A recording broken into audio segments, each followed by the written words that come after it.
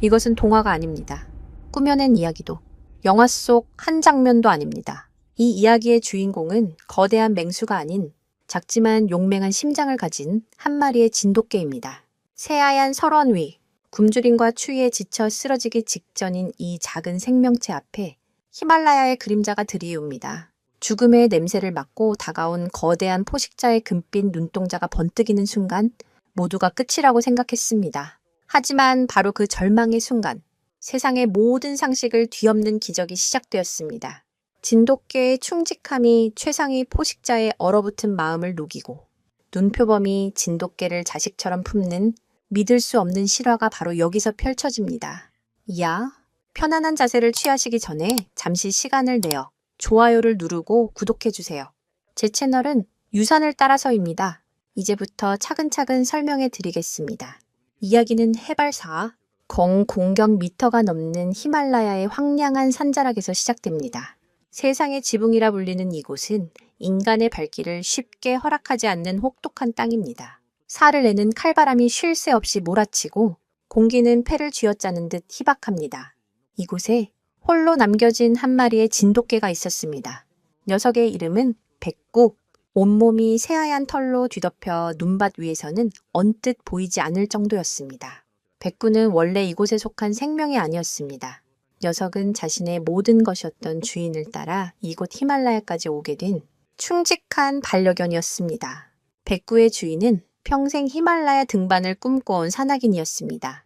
그는 마침내 꿈에 그리던 여정을 떠나면서 세상에서 가장 믿는 동반자인 백구를 데리고 왔습니다. 수년간의 동고동락으로 다져진 그들의 유대는 단순한 주인과 반려견의 관계를 넘어섰습니다. 백구에게 주인은 세상의 전부였고 주인에게 백구는 가장 든든한 파트너였습니다. 백구는 고된 훈련을 통해 험준한 산악 지형에도 곧잘 적응했고 특유의 영리함과 강인한 체력으로 주인의 등반에 큰 힘이 되어주었습니다. 하지만 신은 그들의 동행을 끝까지 허락하지 않았습니다. 예기치 못한 눈사태가 모든 것을 앗아갔습니다. 순식간에 벌어진 재앙 속에서 주인은 실종되었고 백구만이 기적적으로 살아남았습니다. 사고 이후 백구는 주인이 마지막으로 머물렀던 베이스 캠프 주변을 떠나지 않았습니다. 진돗개의 뼛속 깊이 각인된 귀소 본능과 주인에 대한 절대적인 충성심 때문이었습니다. 녀석은 매일같이 주인이 사라진 방향을 하염없이 바라보며 기다렸습니다. 다른 등반가들이 다가와 구조에 손길을 내밀었지만 백구는 경계심을 풀지 않고 그들을 피해 다시 깊은 산속으로 몸을 숨겼습니다. 오직 자신의 주인만이 자신을 데리러 올 것이라는 굳은 믿음 때문이었습니다. 시간이 흐르며 캠프에 남아있던 식량은 바닥났고 백구의 기다림은 처절한 생존 투쟁으로 변해 갔습니다. 히말라야의 밤은 죽음과도 같았습니다. 영하 수십 도로 떨어지는 기온 속에서 백구는 눈을 파고 들어가 간신히 천을 유지했습니다. 낮에는 굶주린 배를 채우기 위해 눈밭을 헤매며 작은 설치류나 새의 사체를 찾아다녀야 했습니다. 한국의 온화한 기후에 적응되어 있던 녀석에게 희박한 공기는 매 순간 고통이었습니다. 숨을 쉴 때마다 심장이 터질 듯했고 폐부는 타는 듯한 통증을 느꼈습니다. 전문가들은 보통 개들이 고산지대에 적응하려면 오랜 시간이 걸리며 특히 진돗개처럼 저지대 품종은 급격한 환경 변화에 폐수종이나 뇌부종 같은 심각한 고산병을 앓을 수 있다고 말합니다. 하지만 백구는 오직 살아남아 주인을 다시 만나야 한다는 일념 하나로 이 모든 고통을 견뎌내고 있었습니다. 이는 마치 녀석의 몸이 생존을 위해 필사적으로 혈액 내의 산소 운반 능력을 끌어올리려는 눈물겨운 생리적 투쟁과도 같았습니다. 그러던 어느 날, 며칠째 아무것도 먹지 못해 기력이 완전히 소진된 백구는 더 이상 걸을 힘조차 남아있지 않았습니다. 눈앞이 흐릿해지고 다리가 후들거리며 차가운 눈밭 위로 쓰러졌습니다. 하얀 털은 이미 회색빛으로 변해 있었고 앙상하게 드러난 갈비뼈는 녀석이 겪어온 고난의 시간을 말해주고 있었습니다. 의식이 희미해져가는 순간 백구의 코끝에 낯선 냄새가 스며들었습니다. 그것은 지금까지 맡아본 적 없는 강렬하고도 원초적인 야생의 냄새였습니다. 피와 쌀육, 그리고 고독한 포식자의 향기였습니다. 힘겹게 눈꺼풀을 들어 올린 백구의 시야에 거대한 형체가 들어왔습니다. 회색빛 바탕에 검은 장미꽃 무늬를 흩뿌려 놓은 듯한 털가죽, 길고 두꺼운 꼬리, 그리고 바위처럼 다부진 근육질의 몸. 바로 히말라야의 유령, 산의 제왕이라 불리는 눈표범이었습니다. 눈표범은 소리 없이 다가와 백구로부터 불과 몇 미터 떨어진 곳에 멈춰 섰습니다. 굶주린 포식자의 황금빛 눈동자가 쓰러진 백구를 냉정하게 꿰뚫어 보고 있었습니다. 눈표범의 입가에서 좀 희미한 김이 피어올랐고 그 모습은 마치 죽음의 사신처럼 보였습니다. 백구의 본능이 마지막 남은 힘을 쥐어짜 경고 신호를 보냈습니다. 도망칠 수도 맞서 싸울 수도 없는 절체절명의 상황. 녀석은 그저 가냘프게 몸을 떨며 낮은 신음소리와 함께 희미한 으르렁거림을 내뱉을 뿐이었습니다. 그것은 공포에 질린 작은 생명체가 내뱉는 마지막 저항이었습니다. 눈표범은 미동도 하지 않았습니다. 그저 차갑고 깊이를 알 수 없는 눈으로 백구를 응시할 뿐이었습니다. 시간은 얼어붙었고 두 생명체 사이에는 숨 막히는 정적만이 흘렀습니다. 히말라야의 혹독한 대자연 속에서 버려진 충경과 고독한 최상위, 포식자의 운명적인 만남은 그렇게 죽음의 문턱에서 시작되고 있었습니다. 숨 막히는 대치는 영원처럼 길게 느껴졌습니다. 백구는 이제 모든 것을 체념한 채 눈을 감았습니다. 주인의 얼굴이 희미하게 스쳐 지나갔습니다. 여기까지인가 보다. 하지만 예상했던 날카로운 고통은 찾아오지 않았습니다. 대신 축축하고 따뜻한 무언가가 녀석의 뺨을 핥았습니다. 놀라 실눈을 뜬 백구의 눈에 들어온 것은 바로 눈앞까지 다가온 눈표범의 거대한 얼굴이었습니다. 조금 전까지만 해도 냉혹한 살기가 가득했던 황금빛 눈동자는 이제 이해할 수 없는 깊은 슬픔과 연민이 어려 있었습니다. 이 눈표범의 이름은 히말라야의 정령들을 따라 샤니라고 불릴만 했습니다. 샤니는 불과 며칠 전 이 혹독한 땅에서 무엇과도 바꿀 수 없는 소중한 두 새끼를 잃었습니다. 갓 태어난 새끼들은 어미의 헌신적인 보살핌에도 불구하고 매섭게 몰아친 폭설과 굶주림을 이기지 못하고 차례로 어미의 품에서 차갑게 식어갔습니다. 샤니는 며칠 동안이나 새끼들의 싸늘한 몸을 핥으며 떠나보내지 못했습니다. 새끼들의 냄새가 밴 바위 동굴은 이제 슬픔과 상실의 공간이 되어버렸습니다. 모성애는 야생의 가장 강력한 본능 중 하나이지만 그 상실감 또한 가장 깊은 상처를 남깁니다. 새끼를 잃은 어미의 슬픔은 포식자의 본능마저 무디게 만들었습니다. 샤니는 사냥을 위해 동굴을 나섰지만 텅 빈 마음은 채워지지 않았습니다. 바로 그때 눈밭 위에 쓰러져 있는 작과한 생명체를 발견한 것입니다. 처음에는 그저 손쉬운 먹잇감이라 생각했습니다. 하지만 가까이 다가갈수록 죽음의 문턱에서 가냘프게 떨고 있는 백구의 모습은 샤니의 가슴 속 깊이 묻어두었던 슬픈 기억을 건드렸습니다. 추위와 배고픔에 떨던 자신의 새끼들의 마지막 모습이 겹쳐 보였던 것입니다. 백구의 하얀 털은 눈처럼 새하얀 새끼 표범의 털과도 닮아 있었습니다. 샤니는 백구의 주위를 천천히 맴돌며 냄새를 맡기 시작했습니다. 눈표범의 코는 매우 특별한 구조를 가지고 있습니다. 영하의 차가운 공기를 폐로 직접 들이마시면 치명적일 수 있기에 굉장히 크고 넓은 비강을 통해 공기를 드는 역할을 합니다. 이 덕분에 샤니는 극도로 발달한 후각으로 차가운 공기 속에 섞인 미세한 냄새 입자까지 분석할 수 있었습니다. 녀석은 백구에게서 낯선 인간의 냄새와 함께 극심한 굶주림과 탈진, 그리고 깊은 슬픔의 냄새를 맡았습니다. 그것은 포식자가 사냥감에게서 느끼는 공포의 냄새와는 다른 상실과 외로움이 뒤섞인 처연한 냄새였습니다. 샤니는 백구의 곁에 조심스럽게 다가앉았습니다. 그리고는 목 깊은 곳에서부터 낮고 부드러운 소리를 내기 시작했습니다. 브레으르, 푸르르. 이것은 다른 맹수들처럼 포효하지 못하는 눈표범, 특유의 의사소통 방식인 처핑이었습니다. 위협적인 으르렁거림이 아닌 친근감과 안심을 전하는 소리. 보통 어미가 새끼를 부르거나 동족 간의 우호적인 인사를 나눌 때 내는 이 소리를 듣고 백구는 혼란에 빠졌습니다. 분명 눈앞의 존재는 자신을 한 입에 삼킬 수 있는 무시무시한 포식자인데 그 행동은 전혀 위협적이지 않았습니다. 잠시 후 샤니는 자리에서 일어나 어디론가 사라졌습니다. 백구는 이제 정말 버려졌다고 생각하며 다시 절망에 빠져들었습니다. 하지만 얼마 지나지 않아 샤니는 다시 모습을 드러냈습니다. 입에는 방금 사냥한 듯 피가 뚝뚝 떨어지는 야생 토끼 한 마리가 물려 있었습니다. 샤니는 그 토끼를 백구의 바로 앞에 툭 하고 떨어뜨렸습니다. 먹이를 주는 행위, 그것은 야생에서 자신의 새끼에게만 허락되는 가장 극진한 모성애의 표현이었습니다. 백구는 눈앞의 상황을 도저히 믿을 수 없었습니다. 굶주림이 극에 달했지만 두려움과 경계심에 선뜻 다가서지 못했습니다. 그저 토끼 사체와 샤니를 번갈아 쳐다볼 뿐이었습니다.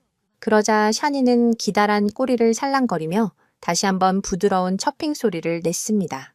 눈표범의 꼬리는 몸길이만큼이나 길어서 균형을 잡는 데 중요한 역할을 하지만 감정을 표현하는 수단이기도 합니다. 편안하고 안정된 상태일 때 그들은 꼬리를 부드럽게 움직입니다. 백구는 동물적인 감각으로 그 행동이 적의가 없음을 알아차렸습니다. 마침내 굶주림이 이성을 이겼습니다. 백구는 조심스럽게 다가가 허겁지겁 토끼 고기를 물어뜯기 시작했습니다.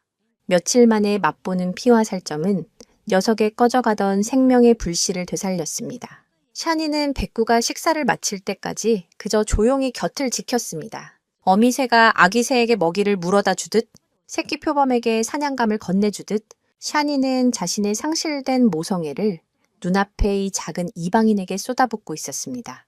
해가 저물고 히말라야에 다시 지독한 추위가 찾아왔습니다. 기력을 회복한 백구는 몸을 웅크렸지만 뼛속까지 파고드는 한기를 막기에는 역부족이었습니다. 그때 샤니가 다가와 백구의 곁에 거대한 몸을 웅크리고 누웠습니다. 두껍고 부드러운 털가죽이 백구를 포근하게 감쌌습니다. 샤니의 몸에서 전해져 오는 온기는 그 어떤 모닥불보다도 따뜻했습니다. 진돗개의 하얀 털과 눈표범의 회색빛 점박이 털이 서로 뒤섞였습니다. 한때 주인의 품에서 잠들었던 백구는 이제 히말라야의 최상위 포식자의 품에 안겨 혹독한 밤을 견디고 있었습니다. 슬픔에 잠긴 어미 표범과 주인을 잃은 충견, 종족도 운명도 다른 두 생명체의 기묘하고도 위태로운 동거는 그렇게 서로의 상처를 보듬는 따스한 온기 속에서 시작되고 있었습니다. 샤니의 품에서 하룻밤을 보낸 백구는 기적적으로 기력을 회복했습니다.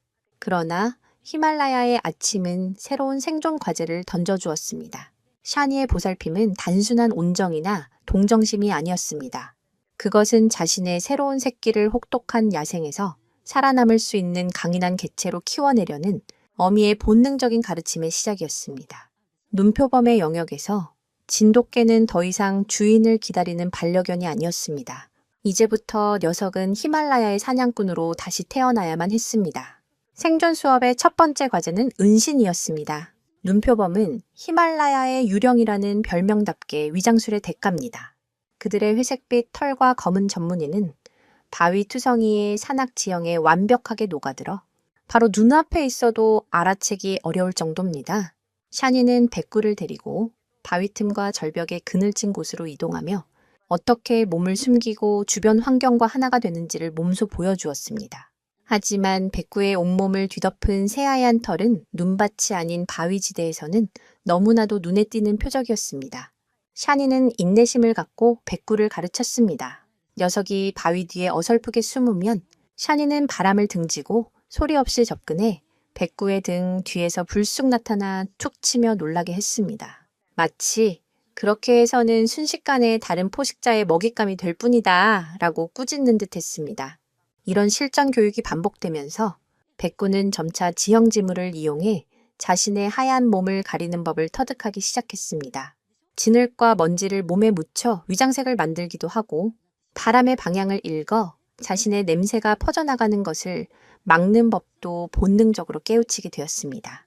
진돗개의 특유의 뛰어난 학습 능력과 환경 적응력이 발휘되는 순간이었습니다. 다음 과제는 사냥이었습니다. 진돗개는 본래 뛰어난 수렵견이지만 백구는 평생 주인이 주는 사료에 익숙해져 있었습니다. 샤니는 백구에게 살아있는 먹이를 사냥하는 법을 가르쳐야 했습니다. 초기에는 샤니가 사냥한 먹이를 나눠주었지만 점차 살아있지만 다쳐서 움직임이 둔해진 작은 동물을 백구 앞에 놓아주었습니다. 처음 백구는 살아있는 동물을 죽이는 것을 망설였습니다. 반려견으로 살아온 습성이 야생의 본능을 억누르고 있었기 때문입니다. 이때 샤니는 단호했습니다. 백구가 망설일 때마다 샤니는 위협적인 소리를 내며 직접 사냥감의 숨통을 끊는 시범을 보였습니다. 굶주림은 최고의 스승이었습니다. 며칠을 굶은 백구는 마침내 본능에 눈을 떴습니다. 녀석은 샤니의 가르침대로 몸을 낮추고 소리 없이 접근해 번개처럼 튀어나가 사냥감의 목덜미를 물었습니다. 첫 사냥의 성공은 백구에게 생존의 희열과 함께 야생의 일원으로서의 정체성을 심어주었습니다. 팬들이 특히 흥미로워하는 디테일 중 하나는 진돗개가 본래 멧돼지 같은 큰 사냥감을 여러 마리가 협동하여 사냥하던 본능을 가지고 있다는 점입니다. 백구는 이 잠재된 본능을 발휘하여 샤니와의 협동 사냥에서 완벽한 파트너십을 보여주기 시작했습니다. 샤니가 높은 곳에서 먹잇감을 발견하고 아래로 몰면 백구는 미리 매복하고 있다가 뛰쳐나와 퇴로를 차단하는 방식으로 환상의 호흡을 자랑했습니다. 혹독한 훈련 과정에서 생긴 재미있는 일화도 있었습니다. 눈표범은 약 15m 높이에서도 뛰어내릴 수 있을 만큼 엄청난 점프력을 가지고 있습니다. 한 번은 샤니가 높은 바위에서 가뿐하게 뛰어내리며 백구에게 따라오라는 신호를 보냈습니다.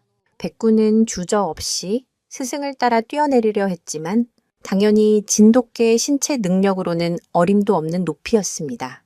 바위 끝에 아슬아슬하게 매달려 낑낑거리는 백구를 샤니는 어쩔 수 없다는 듯 다시 바위 위로 올라와 목덜미를 물고 안전하게 내려주었습니다. 마치 철없는 자식을 돌보는 어미의 모습 그대로였습니다. 시간이 흐르면서 백구는 완전히 달라졌습니다. 주인을 기다리던 유순한 반려견의 모습은 온데간데 없고 눈빛부터 야생의 날카로움으로 빛났습니다. 근육은 험준한 산악지대를 오르내리며 단단해졌고 하얗던 털은 흙먼지와 바위 그늘에 익숙해져 회색빛으로 변해갔습니다. 녀석은 이제 샤니의 가장 든든한 동료이자 사냥 파트너였습니다. 때로는 작은 동굴을 수색하고 때로는 샤니의 시야가 닿지 않는 곳을 경계하며 서로의 부족한 점을 완벽하게 보완해 주었습니다. 샤니 역시 백구 덕분에 변화했습니다. 새끼를 잃은 깊은 슬픔에서 벗어나 새로운 삶의 활력을 얻었습니다. 혼자서는 불가능했던 복잡한 협동 사냥이 가능해지면서 사냥 성공률도 눈에 띄게 높아졌습니다. 고독한 포식자였던 샤니에게 백구는 단순한 피보호자를 넘어 서로의 생존을 책임지는 운명 공동체였습니다. 종을 뛰어넘은 이들의 유대는 히말라야의 혹독한 자연 속에서 그 어떤 혈연보다도 강하고 단단하게 맺어지고 있었습니다. 눈 덮인 산봉우리를 배경으로 회색빛 점박이, 무늬의 거대한 고양이와 늠름한 백색개가 나란히 앉아 먼 곳을 응시하는 모습은 마치 태초부터 함께였던 것처럼 자연스럽고 숭고하게까지 했습니다. 히말라야의 생존 수업은 한 마리의 진돗개를 야생의 사냥꾼으로, 한 마리의 눈표범을 따뜻한 어미로 다시 태어나게 한 위대한 교실이었습니다.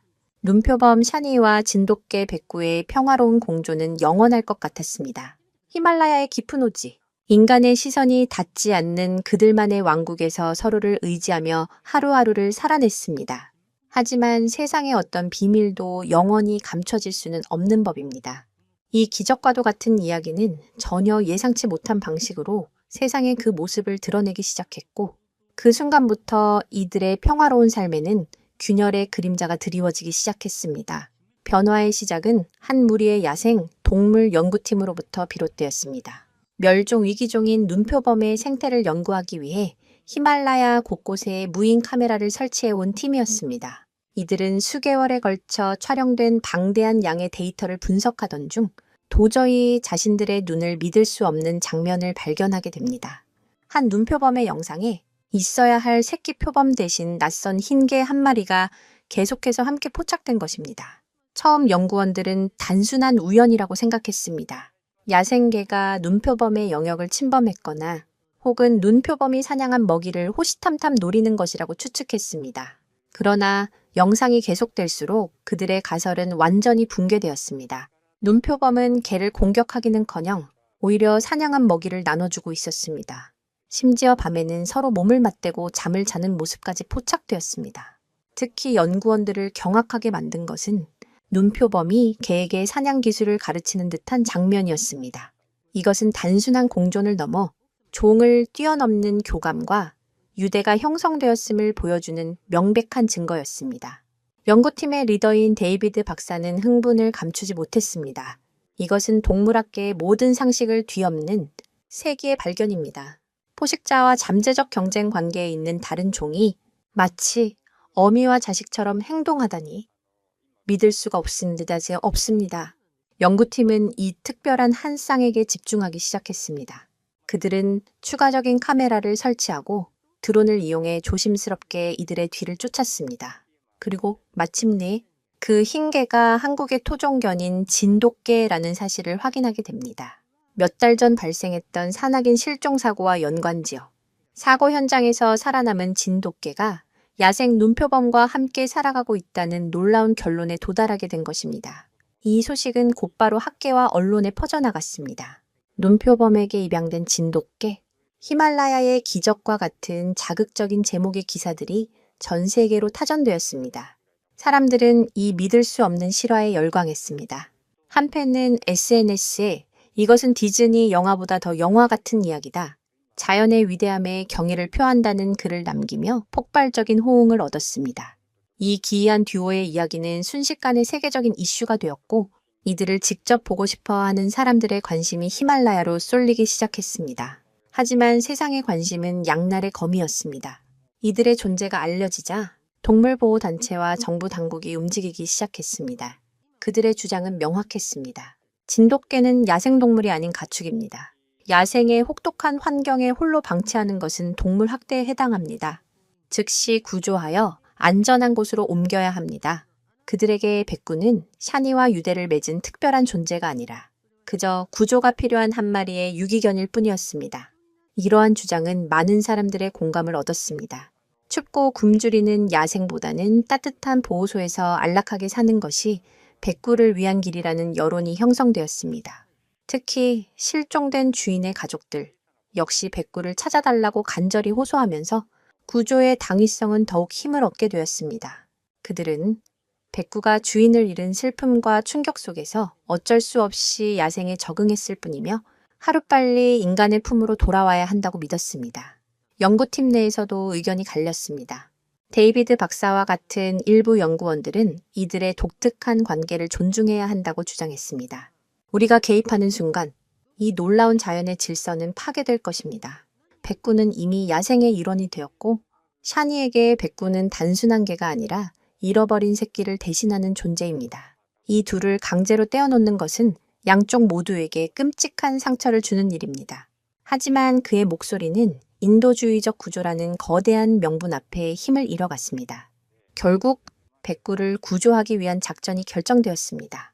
헬리콥터와 마취총, 그리고 전문 구조팀으로 구성된 대규모 인력이 히말라야로 파견되었습니다. 이들의 목표는 오직 하나, 눈표범으로부터 진돗개를 분리하여 데려오는 것이었습니다. 샤니와 백구가 함께 이룩한 평화의 왕국에 인간의 선의로 포장된 거대한 위협이 소리 없이 다가오고 있었습니다. 세상에 드러난 기적은 이제 피할 수 없는 갈등의 서막을 열고 있었습니다. 샤니와 백구는 자신들의 운명을 뒤흔들 거대한 폭풍이 몰려오고 있다는 사실을 까맣게 모른 채 그날도 여느 때처럼 서로의 온기를 나누며 바위 능선에 나란히 앉아 있었습니다. 구조작전이 시작된 날, 히말라야의 아침은 유난히 고요했습니다. 하지만 그 고요함 속에는 금방이라도 터질 듯한 팽팽한 긴장감이 감돌고 있었습니다. 멀리서 들려오는 헬리콥터의 프로펠러 소리가 고요를 깨뜨리며 점차 가까워져 왔습니다.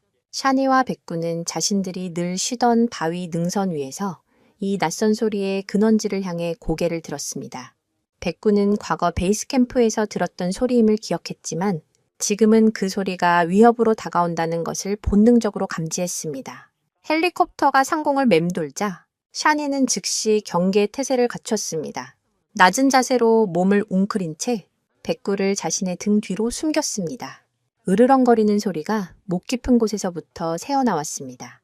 그것은 지난번 백구를 처음 만났을 때 들려주었던 부드러운 처핑 소리와는 차원이 다른 자신의 새끼를 지키려는 어미의 맹렬한 분노가 담긴 경고음이었습니다. 야생에서 눈표범의 가장 큰 천적은 인간입니다.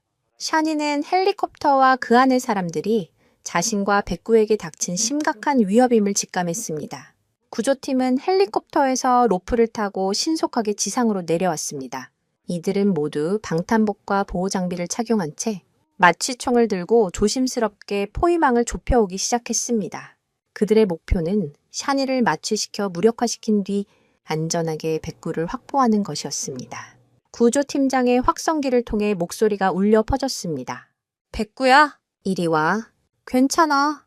우린 널 해치지 않아. 하지만 그 목소리는 백구에게 안도감을 주기는커녕 오히려 샤니의 분노에 기름을 붓는 격이었습니다. 샤니는 더 이상 참지 않았습니다. 거대한 몸을 용수철처럼 튕겨 인간들을 향해 돌진했습니다. 눈표범의 속도는 믿을 수 없을 만큼 빨랐습니다. 눈 깜짝할 사이에 구조대원 한 명의 바로 앞까지 다가선 샤니는 날카로운 발톱을 세우고 앞발을 휘둘렀습니다. 공격하려는 의도보다는 대여 이상 다가오지 말라 하는 강력한 경고였습니다. 겁에 질린 대원이 뒤로 넘어지는 사이 다른 대원이 샤니를 향해 마취총을 발사했습니다.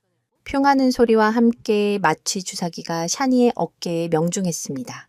하지만 마취약이 효과를 발휘하기까지는 시간이 필요했습니다. 주사를 맞은 샤니는 더욱 격렬하게 저항했습니다. 고통과 분노에 휩싸여 포효하며 구조팀 주위를 맴돌았습니다. 그때 모두가 예상치 못한 상황이 벌어졌습니다. 샤니의 등 뒤에 숨어있던 백구가 맹렬한 기세로 튀어나온 것입니다.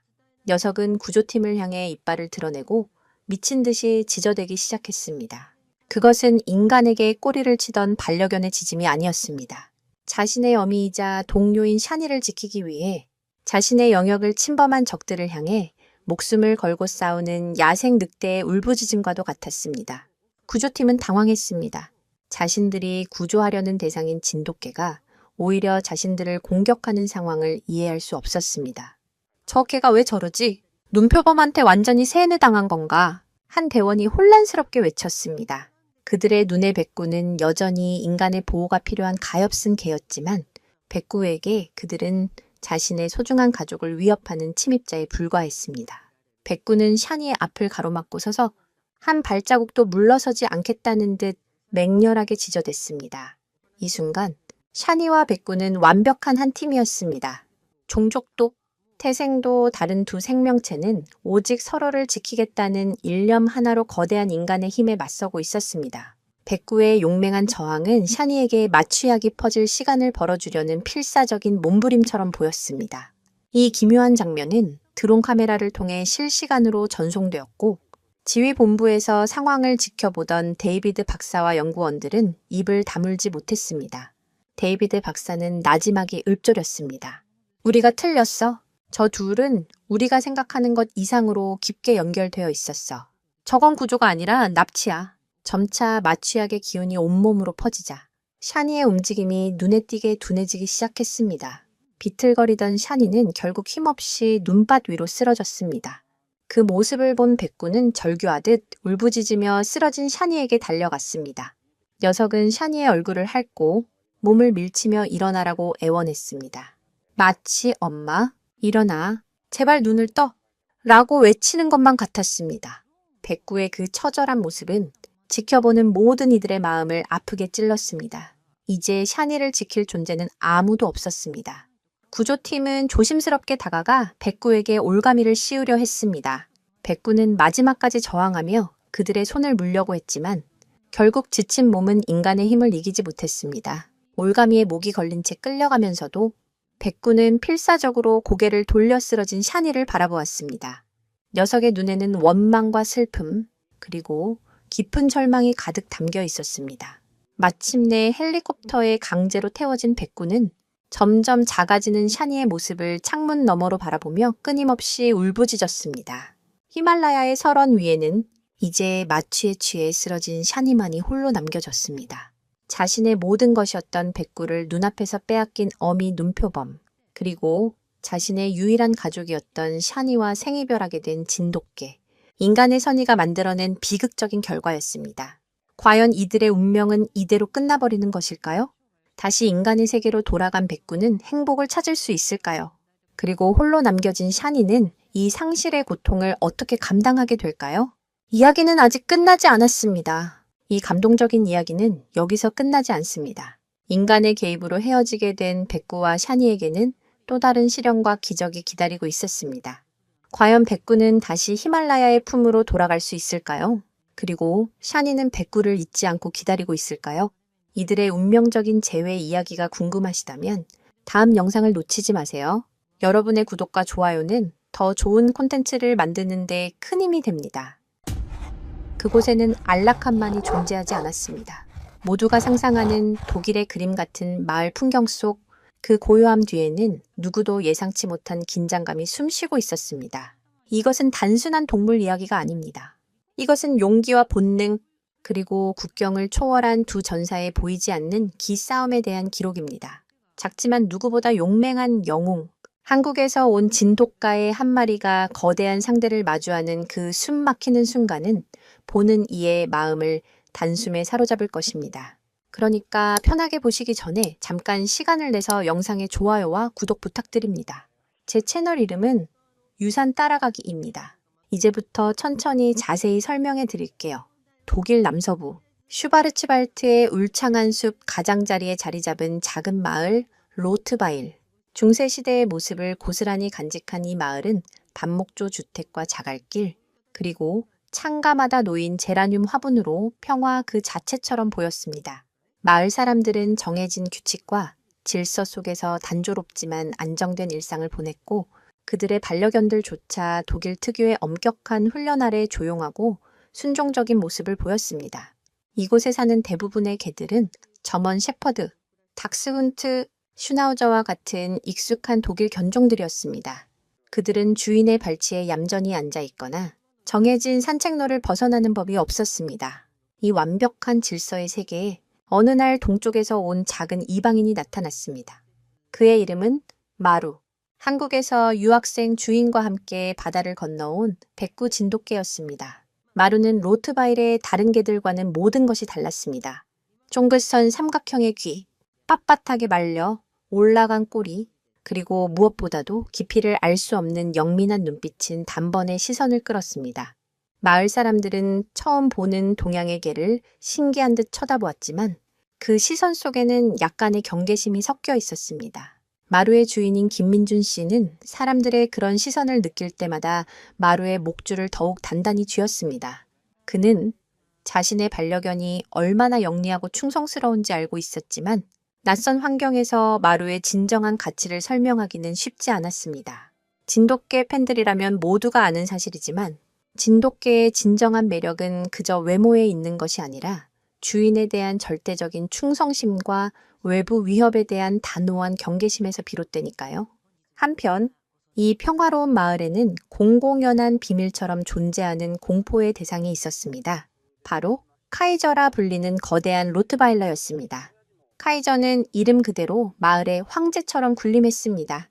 로트바일러라는 견종이 탄생한 바로 이 도시, 로트바일에서 가장 순수한 혈통과 압도적인 체격을 자랑하는 개였습니다. 카이저의 주인은 마을에서 가장 오래된 정육점을 운영하는 완고한 노인이었는데 그는 자신의 개에 대한 자부심이 대단했습니다. 그는 카이저에게는 목줄조차 느슨하게 매주었고 카이저가 으르렁거리며 다른 개들을 위협해도 못 본 척하기 일쑤였습니다. 마을의 작은 공원은 사실상 카이저의 영토나 다름없었습니다. 다른 개 주인들은 카이저가 나타나면 서둘러 자리를 피하기 바빴습니다. 이곳의 한 가지 특이한 점은 독일의 엄격한 반려견 규정에도 불구하고 유독 이 마을에서는 카이저에게만은 암묵적인 특권이 주어졌다는 것입니다. 아무도 그 거대한 위압감에 감히 맞서려 하지 않았습니다. 마루와 민준 씨가 이 마을에 온 지 얼마 되지 않아 그들은 운명처럼 이 마을에 숨겨진 폭군 카이저와 마주하게 될 것이라는 사실을 아직 알지 못했습니다. 그 운명적인 만남은 예상보다 훨씬 빨리 찾아왔습니다. 며칠 뒤 로트바일의 하늘이 유난히 맑았던 오후, 민준 씨는 마루와 함께 마을 중앙에 있는 작은 공원으로 향했습니다. 그곳은 아이들이 웃고 뛰노는 소리와 나이든 부부들의 정겨운 대화 소리가 어우러지는 마을의 심장과도 같은 곳이었습니다. 하지만 그 평화로운 풍경 속에는 보이지 않는 서열이 존재했습니다. 공원 한가운데 가장 좋은 자리를 차지한 벤치에는 언제나 카이저의 주인인 정육점 노인이 앉아 있었고 그의 발치에는 거대한 로트바일러 카이저가 엎드려 주변을 감시하고 있었습니다. 그의 존재만으로도 다른 개들은 공원 가장자리를 맴돌 뿐 감히 중앙으로 접근하지 못했습니다. 민준 씨는 아직 이 공원의 불문율을 알지 못했습니다. 그는 빈 벤치를 발견하고는 마루를 옆에 앉히고 책을 꺼내 들었습니다. 그 순간 공원의 공기가 미묘하게 변하는 것을 그는 알아차리지 못했습니다. 주변에서 들려오던 작은 속삭임들이 잦아들었고 자신과 마루를 향해 힐끗거리는 시선들이 느껴졌습니다. 마루는 이미 모든 것을 감지하고 있었습니다. 고개를 꼿꼿이 세운 채 쫑긋 선 귀는 소리가 나는 방향이 아닌 다른 한 곳을 향해 고정되어 있었습니다. 매밥볕했던 꼬리가 아주 미세하게 내려오며 꼬리 끝에 움직임이 멎었습니다. 이는 진돗개를 아는 사람이라면 누구나 아는 극도의 경계 태세였습니다. 공격을 위한 것이 아닌 상황을 완벽하게 파악하기 위한 집중의 상태였습니다. 그때였습니다. 육중한 발걸음 소리와 함께 검은 그림자가 그들 앞에 드리워졌습니다. 카이저였습니다. 주인인 노인은 여전히 벤치에 앉아 미소를 띤 채 이 광경을 지켜보고 있었습니다. 마치 자신의 황제가 새로운 침입자를 어떻게 다루는지 즐기는 듯 했습니다. 카이저는 으르렁거리지는 않았습니다. 그럴 필요조차 없다는 듯 압도적인 근육질의 몸으로 마루의 앞을 가로막고 위에서 아래로 꿰뚫어 보듯 내려다보았습니다. 그 거대한 머리와 굵은 목, 떡 벌어진 어깨는 마루의 두 배는 좋게 되어 보였습니다. 공기 중에는 팽팽한 긴장감이 감돌았습니다. 주변의 모든 소음이 사라지고 오직 두 마리의 개가 내뿜는 숨소리만이 들리는 듯 했습니다. 마루는 물러서지 않았습니다. 자리를 박차고 일어나지도 짖지도 않았습니다. 그저 앉은 자리에서 고개만 들어 칠흑같이 검고 깊은 카이저의 눈을 정면으로 마주했습니다. 조금의 흔들림도 없는 고요하지만 강렬한 시선이었습니다. 이 마을에는 오래전부터 내려오는 기묘한 이야기가 하나 있었습니다. 로마 군인들이 소를 몰고 알프스를 넘을 때 데려왔다는 로트바일러의 조상들은 사람이나 동물의 눈을 보면 그 기백과 영혼을 꿰뚫어 볼 수 있었다는 전설이었습니다. 카이저는 아마도 자신의 그 전설적인 시선으로 이 동양에서 온 작은 개를 굴복시키려 했을 것입니다. 하지만 카이저의 눈에 미친 것은 두려움이나 복종이 아니었습니다. 그것은 자신과 동등한 혹은 그 이상의 기백을 가진 존재의 차분하고도 날카로운 응시였습니다. 침묵의 대치는 몇 초간 이어졌지만 그 시간은 영원처럼 길게 느껴졌습니다. 마침내 먼저 시선을 거둔 것은 카이저였습니다. 그는 마치 흥미로운 장난감을 발견했다는 듯 코웃음을 치며 주인이 있는 곳으로 돌아갔지만 그 발걸음에는 이전과 같은 오만함 대신 미묘한 혼란이 섞여 있었습니다. 이방인 진돗개 마루는 그렇게 로트바일의 황제에게 첫 번째 인장을 새겼습니다.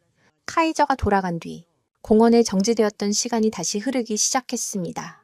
사람들의 웅성거림이 다시 들려왔지만 그 내용은 이전과 미묘하게 달라져 있었습니다.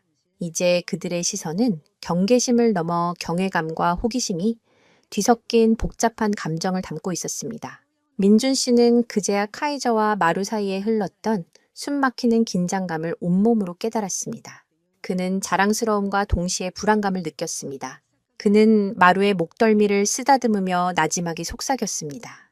괜찮아, 마루야. 잘했어. 하지만 그의 심장은 여전히 빠르게 뛰고 있었습니다.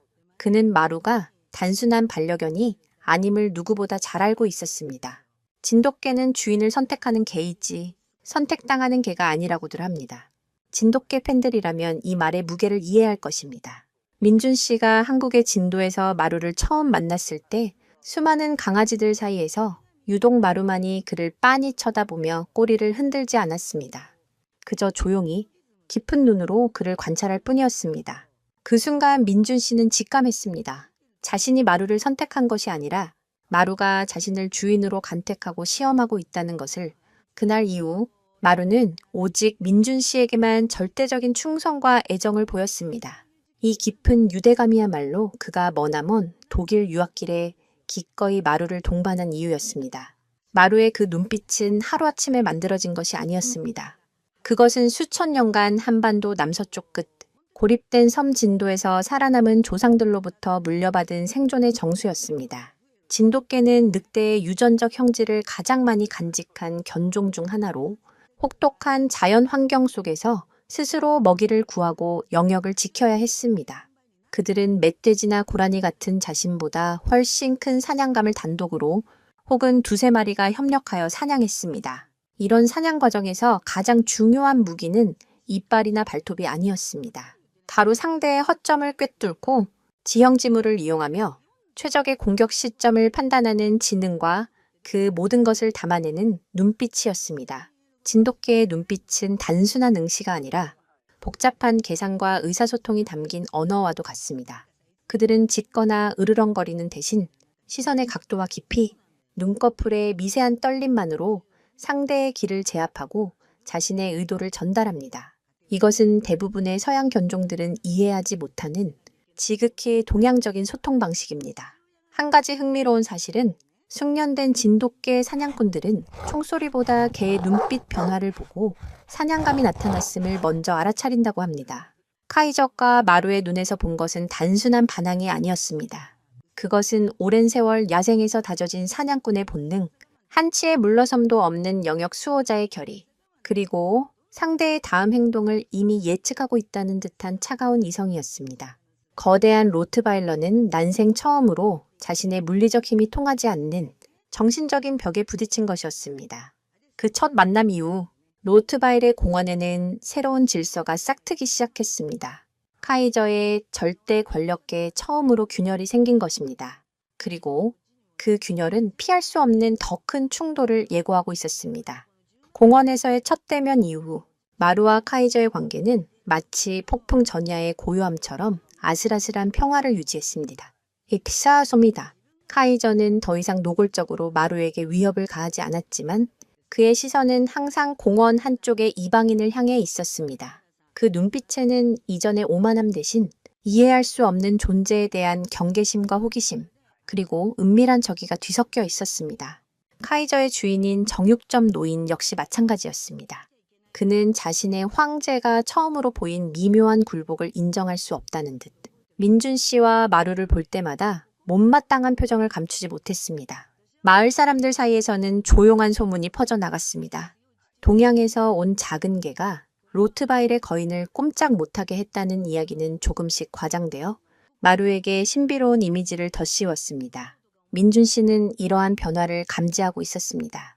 그는 마루가 일으킨 작은 파문이 자랑스러웠지만 동시에 언젠가 터질지 모를 더 큰 갈등에 대한 불안감을 떨칠 수 없었습니다. 그는 의도적으로 카이저와 마주치는 시간을 피하려 애썼습니다. 산책 시간을 바꾸고 공원의 더 외진 길로만 다녔습니다.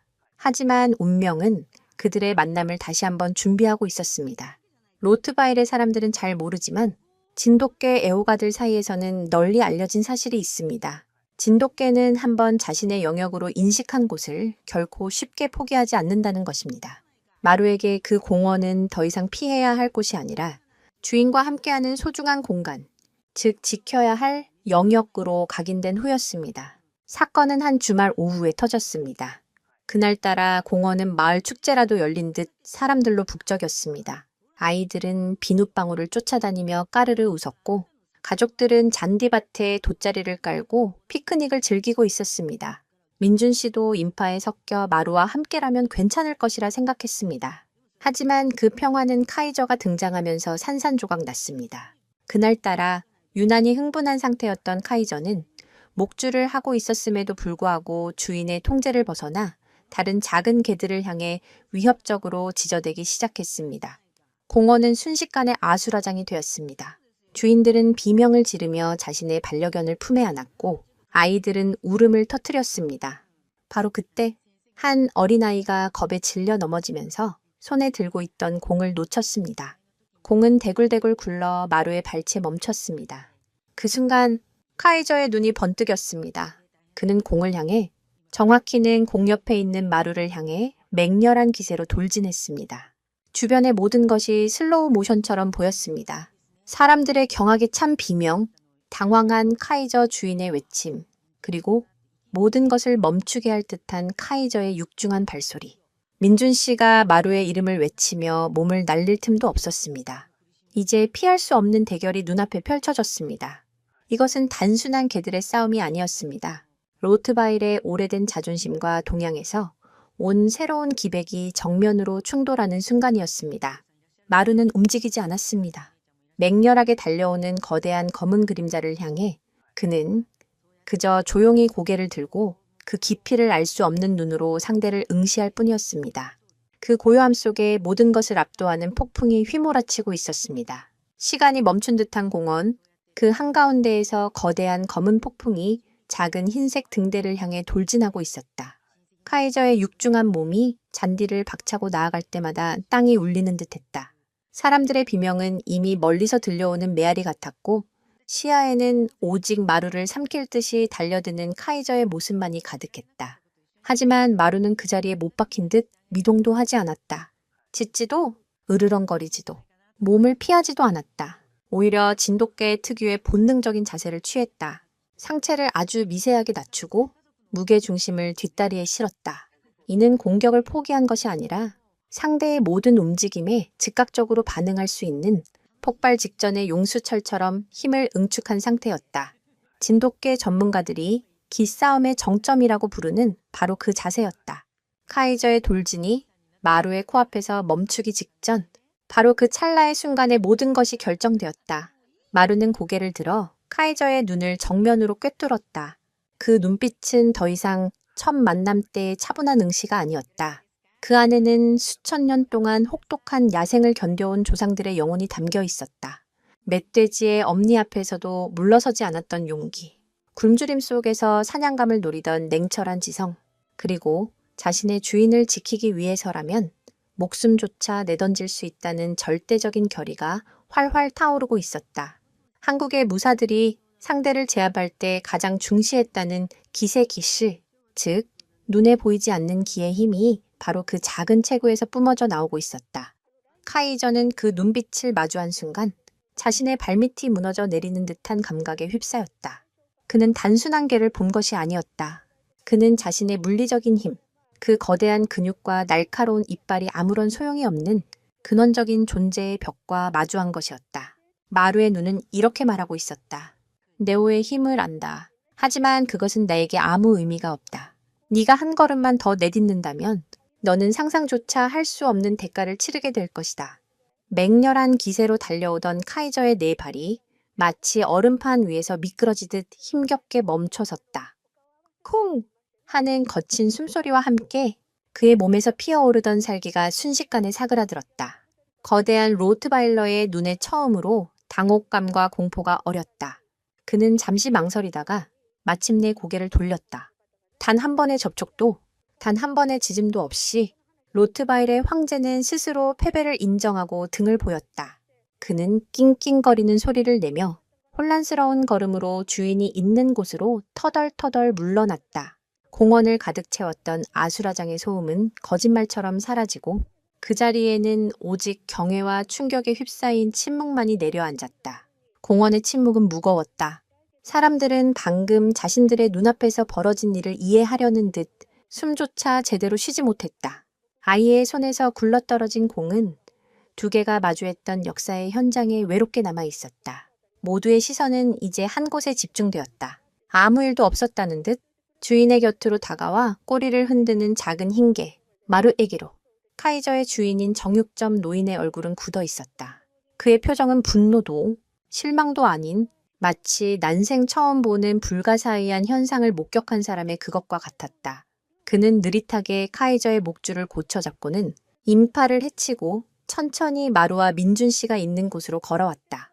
그의 발걸음에는 이전의 오만함 대신 무거운 신중함이 실려 있었다. 마을 사람들은 그가 무슨 말을 할지, 무슨 행동을 할지 숨을 죽이고 지켜보았다. 어쩌면 그는 자신에게가 당한 굴욕에 대해 분노를 터뜨릴지도 몰랐다. 혹은 이 이방인들에게 당장 마을을 떠나라고 소리칠 수도 있었다. 노인은 민준 씨의 바로 앞에 멈춰섰다.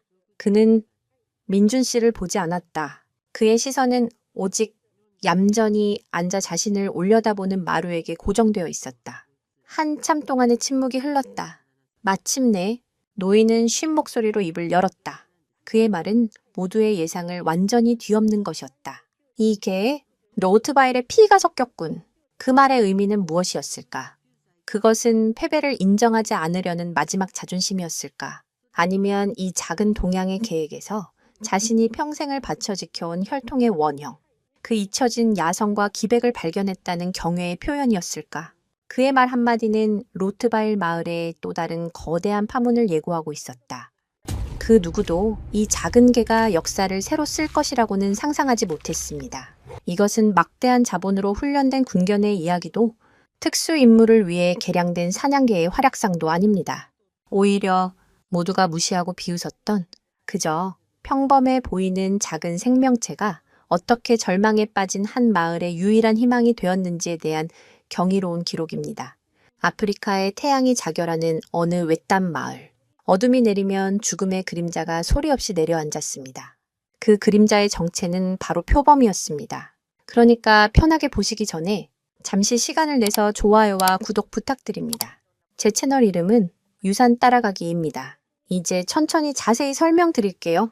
이야기는 남아프리카 공화국의 외곽, 문명의 손길이 거의 닿지 않는 작은 부족 마을 카이에서 시작됩니다. 평화롭기만 하던 이 마을에 공포가 스며들기 시작한 것은 불과 몇 주 전이었습니다. 밤이 되면 어김없이 나타나는 굶주린 표범 한 마리가 가축들을 해치기 시작했고 급기야는 사람까지 위협하는 상황에 이르렀습니다. 마을 사람들은 창과 활로 맞서 싸워보려 했지만 신출귀몰한 표범의 움직임 앞에 속수무책이었습니다. 표범은 단순한 맹수가 아니었습니다. 그것은 마치 어둠 그 자체가 살아 움직이는 듯한 존재였고 마을의 원로들은 숲의 분노한 영혼이 깃든 짐승이라며 두려움에 떨었습니다.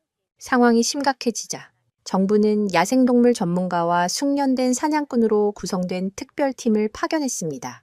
최첨단 열화상 카메라, 마취 총, 강력한 철창까지 동원되었지만 표범은 그들의 모든 노력을 비웃기라도 하듯 유유히 포위망을 빠져나갔습니다. 전문가들은 자신들의 무력함에 좌절했고 마을 사람들은 마지막 희망마저 사라지는 것을 보며 깊은 절망에 빠졌습니다. 바로 그때 모두의 시선에서 벗어난 곳에 작은 움직임이 있었습니다.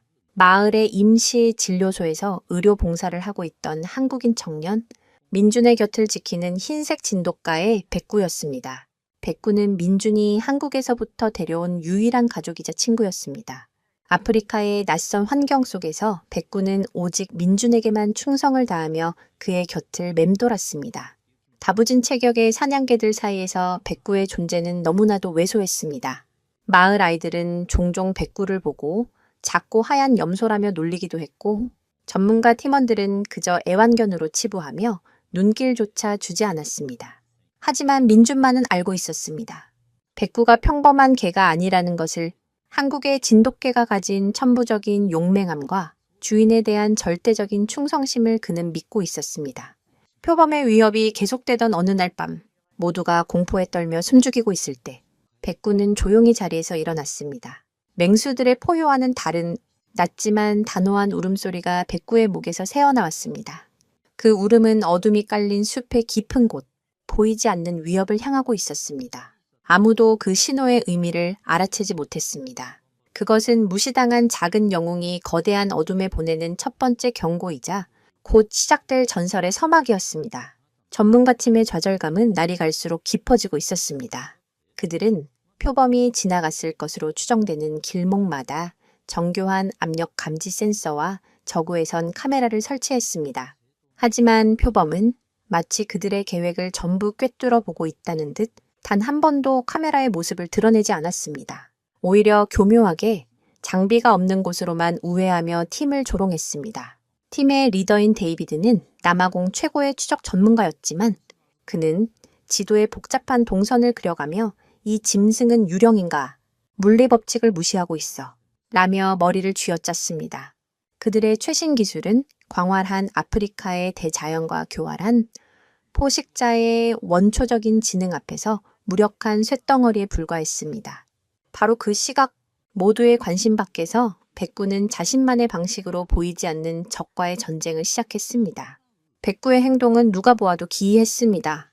그는 민준이 주는 사료에도 입을 대지 않고 오로지 마른 육포와 물로만 최소한의 에너지를 보충하며 몸을 가볍게 유지했습니다. 밤이 되면 백구는 정해진 구역을 벗어나지 않으면서도 끊임없이 마을의 경계를 따라 순찰했습니다. 그의 걸음걸이는 단순한 산책이 아니었습니다. 일정한 보폭을 유지하며 걷다가 갑자기 멈춰서서 몇 분이고 허공의 냄새를 맡고 다시 몇 걸음 옮기다가는 앞발로 땅을 파헤치는 행동을 반복했습니다. 이 모습을 지켜보던 전문가팀의 한 명은 저 개, 스트레스가 심한가 보군. 영역 표시를 저렇게 강박적으로 하다니. 저런 작은 개가 여기서 뭘 할 수 있겠어. 라며 혀를 찼습니다. 마을 사람들 역시 백구의 행동을 이해하지 못했습니다. 그들은 표범을 신성한 숲의 정령이 노한 결과라고 믿었기에 백구가 땅을 파헤치는 것을 보고 땅의 정령을 더 화나게 할 뿐이라며 수군거렸습니다. 그러나 그들은 알지 못했습니다. 진돗개의 땅 파기 행동은 단순한 영역 표시가 아니라는 것을. 그것은 땅속 아주 희미하게 남아있는 표범의 채취와 발자국 진동의 흔적을 분석하여 눈에 보이지 않는 적의 이동 경로와 활동 방향을 정확하게 그려내는 고도로 발달한 본능적인 감각지도 제작 행위였습니다. 민주는 백구의 행동을 가장 가까이서 지켜보며 혼란스러움과 동시에 미묘한 확신을 느꼈습니다. 그는 백구가 결코 의미 없는 행동을 하지 않는다는 것을 알았기 때문입니다. 백구의 눈빛은 그 어느 때보다 날카롭게 빛나고 있었고 온몸의 신경은 마치 팽팽하게 당겨진 활시위처럼 긴장되어 있었습니다. 며칠 밤낮으로 이어진 백구의 기이한 순찰과 탐색 끝에 마침내 그의 움직임에 변화가 생겼습니다. 그는 더 이상 넓은 영역을 순찰하지 않았습니다. 대신 마을 외곽의 거대한 아카시아 나무 아래 한 지점에 자리를 잡고 꼼짝도 하지 않은 채 숲의 가장 깊은 어둠을 응시하기 시작했습니다. 그의 몸은 낮게 웅크려졌고 귓박히는 소리의 근원을 찾기 위해 미세하게 떨렸습니다. 털은 곤두섰고 목 깊은 곳에서부터 들릴 듯 말 듯한 위협적인 그르렁거림이 새어나왔습니다. 전문가들의 첨단 장비가 감지하지 못한 무언가를 백구는 온몸으로 감지하고 있었습니다. 결전의 시간이 다가오고 있었습니다. 밤은 소리 없이 깊어지고 마을을 감싼 침묵은 공포의 무게로 짓눌리고 있었다.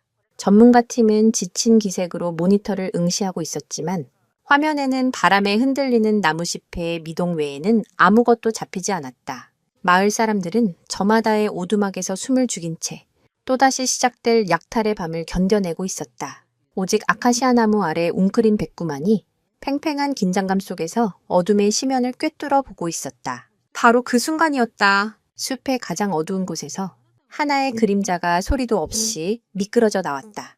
그것은 전문가팀이 설치한 어떤 센서도 울리지 않은 채 유령처럼 마을의 가장 취약한 지점으로 다가오고 있었다. 갓 태어난 새끼 염소들이 있는 허술한 우리 쪽이었다. 표범의 움직임은 완벽한 사육기계 그 자체였다. 근육의 모든 움직임이 목표물을 향한 정확한 계산 아래 이루어지고 있었다. 모니터를 보던 데이비드의 눈에 마침내 희미한 열언이 포착되었지만 상황을 파악하고 무전으로 소리치기에는 이미 늦었다. 나타났다. 3시 방향. 우리 쪽이다. 그의 외침이 채 끝나기도 전에 정적을 찢는 것은 총성이 아니었다. 번개였다. 웅크리고 있던 하얀 몸이 한 줄기 섬광처럼 튀어나갔다. 백구는 짖지도 망설이지도 않았다. 오직 수천 년간 유전자에 각인된 사냥꾼의 본능만이 그를 움직이고 있었다. 거대한 표범의 압도적인 덩치 앞에서 백구는 한입거리에 불과해 보였다. 지켜보던 민준의 심장이 멎는 듯했다. 표범은 자신을 향해 돌진하는 이 작은 생명체를 비웃듯 앞발을 휘둘렀다. 그 발톱에 스치기만 해도 치명상일 터였다. 그러나 백구는 정면으로 부딪히는 어리석은 짓을 하지 않았다. 그는 표범의 공격이 닿기 직전 몸을 낮게 깔며 파고들었다. 마치 물 흐르듯 유연한 움직임으로 표범의 공격 방향을 벗어난 백구는 방향을 틀어 도약하는 표범의 뒷다리를 정확하게 물고 늘어졌다. 이것이 바로 진돗가의 특유의 사냥 방식이었다. 자신보다 강한 상대를 만났을 때 정면 대결을 피하고 상대의 균형을 무너뜨리고 기동력을 빼앗는 가장 효율적인 지점을 공격하는 것. 물고 늘어지기. 전술은 단순한 공격이 아니라 상대의 힘을 역이용하여 스스로 무너지게 만드는 고도의 전략이었다. 표범은 예상치 못한 공격에 당황하여 몸부림쳤지만 한번 문 턱은 강철 집게처럼 단단했다.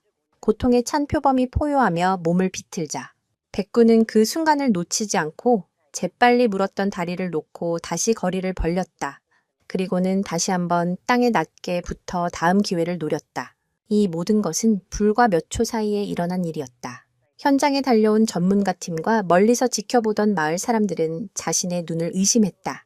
표범은 절뚝거리며 피를 흘리고 있었다. 그 눈에는 더 이상 사냥감에 대한 오만함이 아닌 당혹감과 분노가 서려 있었다. 이 작은 개는 그들이 지금까지 상대해온 어떤 동물과도 달랐다. 백구는 물러서지 않고 낮게 으르렁거리며 맹수를 정면으로 노려보았다. 결국 굴욕감과 고통을 이기지 못한 표범은 어둠 속으로 절뚝이며 사라졌다. 그가 남긴 것은 핏자국과 현장에 남은 모든 이들의 얼어붙은 침묵뿐이었다. 데이비드는 손에 들고 있던 고가의 열화상, 망원경을 땅에 떨어뜨리는 것도 인지하지 못했다. 모두의 무시 속에서 작은 영웅은 기적 같은 첫 승리를 거두었다. 표범이 사라진 숲을 향해 모두가 넋을 잃고 서 있는 동안 밤의 정적을 깬 것은 민준의 다급한 발소리였다. 그는 곧장 백구에게 달려가 상처 하나하나를 살폈다. 놀랍게도 백구의 몸에는 깊은 상처 하나 없었다. 털 몇 가닥이 뽑히고 발바닥에 작은 생채기가 난 것이 전부였다. 백구는 주인의 걱정스러운 손길에 꼬리를 살짝 흔들 뿐 방금 전 거대한 맹수와 사투를 벌였다는 사실이 믿기지 않을 정도로 침착했다. 마치 이것이 나의 임무라고 말하는 듯한 그의 태도는 지켜보던 이들에게 더 큰 충격을 안겨주었다. 마을 사람들은 더 이상 백구를 작고 하얀 염소라 부르지 않았다. 그들은 경외심이 가득한 눈으로 자신들의 아이들과 가축을 지켜낸 작은 수호신을 바라보았다. 그날 밤 데이비드는 위성 전화기를 붙들고 본부에 보고를 올렸다. 그의 목소리는 흥분과 혼란으로 가득 차 있었다. 믿기 힘드시겠지만 표범을 격퇴한 것은 우리 팀이 아닙니다. 한국에서 온 작은 개, 진돗가의 한 마리가 해냈습니다. 수화기 너머에서는 당연히 황당하다는 반응이 돌아왔다. 하지만 데이비드는 물러서지 않았다. 그는 자신이 목격한 모든 것을 백구에 기이했던 사전 행동부터 표범의 다리를 무력화시킨 전략적인 공격까지 상세하게 기록하여 국제 야생동물 전문가 포럼에 게시했다. 아프리카 표범을 상대로 전술적 승리를 거둔 한국의 토종견이라는 제목의 게시물은 처음에는 조롱과 무시의 대상이 되었다. 과장이 심하군? 굶주린 늙은 표범이었겠지. 아무리 그래도 개가 표범을 이기는 건 불가능하다는 댓글이 줄을 이뤘다. 그러나 회의적인 여론은 데이비드가 떨리는 손으로 촬영한 짧은 영상 클립을 올리자 순식간에 뒤바뀌었다. 화질은 좋지 않았지만 영상에는 백구가 번개처럼 파고들어 표범의 뒷다리를 정확하게 무는 장면과 이후 조금의 두려움도 없이 대치하는 모습이 생생하게 담겨 있었다. 영상은 순식간에 퍼져나갔고 전 세계 견종 전문가, 동물 행동학자, 심지어 군견 훈련가들까지 이 경이로운 장면에 주목하기 시작했다. 그들은 이 작은 개가 보인 행동이 단순한 용맹함이 아님을 간파했다. 그것은 오랜 세월에 걸쳐 완성된 고도의 수렵 본능이자 전략이었다. 전문가들은 진돗견이라는 키워드를 미친 듯이 검색하기 시작했다. 그리고 그들은 놀라운 사실들을 발견했다. 진돗개가 대한민국 천연기념물 제53호로 지정되어 국가적인 보호를 받는 품종이라는 것, 주인에 대한 충성심이 상상을 초월하며 한 번 주인은 영원한 주인으로 섬기는 일편단심의 성향이 있다는 것, 그리고 가장 중요한 것은 그들이 무리사냥에 특화된 유전자를 가지고 있다는 사실이었다. 한 저명한 동물 행동학자는 분석글을 통해 이렇게 설명했다. 영상 속 진돗개는 혼자였지만 마치 무리의 일원처럼 행동했다. 가장 위험한 정면 공격을 피하고 상대의 가장 취약한 부분인 다리를 공격해 기동력을 빼앗아 전투 불능으로 만드는 것은 늑대와 같은 고등 포식자들이 사용하는 전형적인 협동 사냥 전술이다. 적에는 혼자서 정찰, 교란, 또 공격, 대치의 역할을 모두 수행한 것이다. 백구가 며칠간 마을을 순찰하며 땅을 파던 행동 역시 표범의 경로를 파악하고 가장 효과적인 매복 지점을 선정하기 위한 치밀한 계산이었음이 뒤늦게 밝혀졌다. 무시당했던 개의 기이한 행동은 사실 천재적인 사냥꾼의 완벽한 작전 설계였던 것이다. 백구의 승리에 대한 환호는 오래가지 못했다. 그것은 더 거대한 공포의 서곡에 불과했다. 부상당한 표범이 숲으로 도망친 다음 날, 마을의 분위기는 이전과 비교할 수 없을 정도로 흉흉해졌다.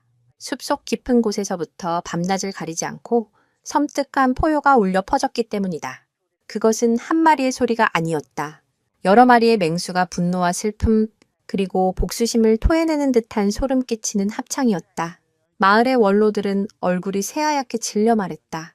숲에 영혼이 노한 것이 아니었어. 우리는 그들의 가족을 건드린 것이다. 그들이 두려워하던 최악의 시나리오가 현실이 된 것이다. 부상당한 표범은 혼자가 아니었다. 그는 무리의 일원이었고 이제 그의 무리가 복수를 위해 움직이기 시작한 것이다. 데이비드와 전문가팀은 위성사진과 드론을 총동원해 숲을 정찰한 끝에 절망적인 사실을 확인했다. 마을에서 불과 몇 킬로미터 떨어진 바위지대에 최소 5마리 이상의 표범으로 이루어진 무리가 집결해 있었다. 그리고 그 중심에는 다른 표범들을 압도하는 거대한 체구의 우두머리가 있었다. 한쪽 눈에 깊은 흉터가 있는 이 우두머리 표범은 상처 눈 스칼 아이이라는 별명으로 불리며 인근 지역에서 악명이 자자한 존재였다. 그는 교활하고 잔인하기로 소문나 있었으며 그의 무리는 단순한 맹수 집단이 아니라 체계적인 사냥 전략을 구사하는 조직적인 포식자 군단이었다. 전문가들은 경악했다. 한 마리를 상대하는 것도 버거웠는데 이제는 정계 군대와 맞서야 하는 상황이었다. 전 세계의 전문가 포럼은 다시 한번 불타올랐다. 진돗개 한 마리가 무리를 상대로 싸우는 것은 불가능하다. 이건 학살이 될 것이다. 당장 마을 사람들을 대피시켜야 한다. 비관적인 전망이 쏟아졌다. 데이비드는 민준에게 백구를 데리고 즉시 철수하라고 간절히 설득했다. 이건 싸움이 아니야. 자살행위라고. 백구는 영웅이지만 신은 아니야. 하지만 민준은 차마 발걸음을 뗄 수 없었다. 백구가 움직이지 않았기 때문이다. 백구는 그 모든 소란과 공포 속에서도 흔들림이 없었다. 그는 전보다 훨씬 더 적게 먹고 더 적게 움직이며 오직 에너지를 비축하는 데만 집중했다. 그의 시선은 단 한순간도 표범 무리가 있는 숲의 방향에서 벗어나지 않았다. 그의 온몸에서는 이전과는 비교할 수 없는 엄청난 투지가 뿜어져 나오고 있었다. 그것은 더 이상 주인을 지키기 위한 방어적인 자세가 아니었다. 자신의 영역과 그 안의 모든 생명을 지키려는 수호자의 결연한 의지였다. 해가 저물고 운명의 밤이 찾아왔다. 마을 사람들은 모두 광장으로 모여 거대한 모닥불을 피웠다. 도망치는 것을 포기한 그들은 최후를 함께 맞이하기로 결심한 듯 보였다. 그때 어둠 속에서 수십 개의 녹색 눈동자가 유령처럼 떠올랐다. 표범 무리가 마을을 완전히 포위한 것이다. 그들은 소리 없이 거리를 좁혀왔다. 숨 막히는 정적 속에서 백구가 조용히 몸을 일으켰다. 그는 광장의 가장 앞쪽 맹수들의 길목으로 천천히 걸어 나갔다. 그 작은 흰색의 몸은 거대한 어둠의 장벽 앞에 선 한 점 빛과도 같았다. 모두가 숨을 죽였다. 마을의 운명이 이제 막 전설이 되기 시작한 이 작은 개의 어깨에 걸려 있었다. 마침내 무리의 가장 앞에서 흉터진 눈의 우두머리가 위압적인 모습을 드러내며 앞으로 나섰다. 마지막 결전의 막이 올랐다. 상처 눈은 다른 표범들과는 차원이 다른 압도적인 존재감을 뿜어내며 백구를 향해 낮게 으르렁거렸다. 그 소리에는 사냥감에 대한 경고가 아닌 동등한 적수를 만난 왕의 분노가 담겨 있었다. 광장의 모든 소음이 멎었다. 바람 소리마저 숨을 죽인 듯 오직 타오르는 모닥불 소리와 두 전사의 심장 박동만이 밤의 정적을 채웠다. 민주는 주먹을 꽉 쥐었다. 그의 눈에는 눈물이 고였지만 그는 백구의 이름을 부를 수 없었다. 지금은 그 누구도 방해해서는 안 될 신성한 대결의 순간이었다. 백구는 조금도 물러서지 않았다. 오히려 몸을 더 낮게 깔고 턱을 가슴에 붙인 채 온몸의 근육을 폭발 직전의 상태로 응축시켰다. 수천 년간 한반도의 혹독한 자연 속에서 최상의 포식자로서 살아남기 위해 새겨진 본능, 그 모든 것이 지금 이 순간을 위해 깨어나고 있었다. 상처 눈이 먼저 움직였다. 땅을 울리는 포효와 함께 거대한 몸이 백구를 덮치기 위해 튀어올랐다. 그 순간 지켜보던 모두가 눈을 감았다. 그러나 백구는 피하지 않았다. 그 역시 땅을 박차고 앞으로 돌진했다. 거대한 어둠과 작은 빛이, 절망과 희망이 마침내 정면으로 충돌하려는 찰나였다.